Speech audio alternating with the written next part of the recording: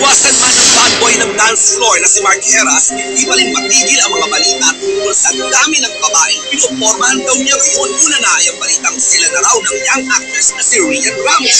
Alam mo, kami ni Rian, nakilala kami.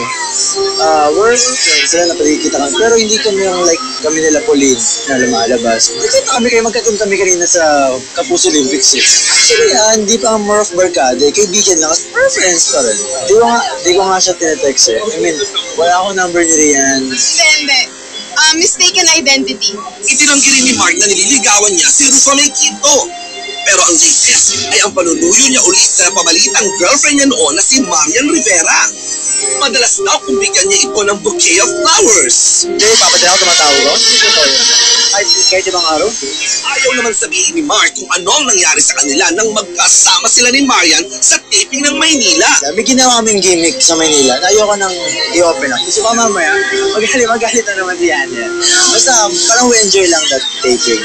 Ako lang ibig sabihin.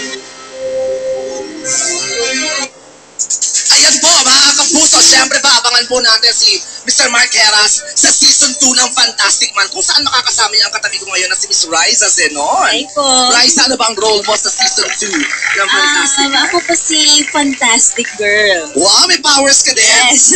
Exciting. Ayun, abangan nyo po. Oy, teka, mamaya ka naman po. Promote kaya sa sinimura yung tanong ko.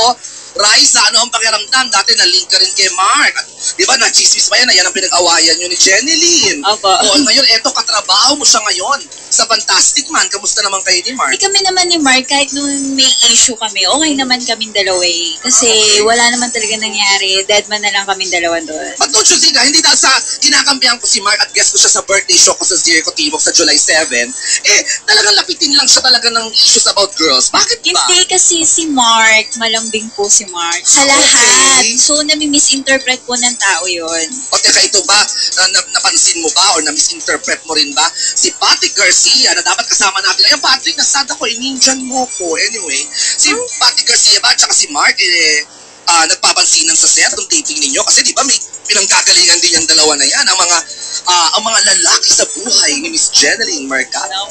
Kamusta sila sa set nyo? Yung dalawa naman po, professional naman po. Pagdating sa trabaho, trabaho talaga sila. Saka nagpapansin na rin naman po eh. Pag sa blocking, ayan, nag-uusap din po sila. Okay naman pala. Nako, isa yan ha. But chef, dapat abangan niyo yan. Yung season 2 ng Fantastic Man, invite mo na sila. Abangan nyo po, Fantastic Man, ang ikalawang laban po. Tapos, marami pong mga bagong characters na papasok.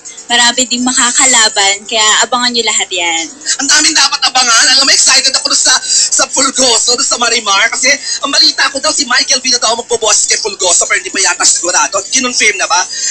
Naku, napahiya na naman ako, Stan. Kasi ang gusto ko dyan, si Tita Odette Can. Kaya lang, di ba may phobia ata itong si Marian Rivera kay Tita Odette. Ang ganda sana si Fulgoso, no? Si Tita Odette Can. Kapag sinabi kong gustong lumabas, lalabas ako. Marimar, tatahul ako. Pwede? Di ba? Ganda sana, sayang. Pero okay lang yan, dapat natin abangan yan ha, yung Marimar.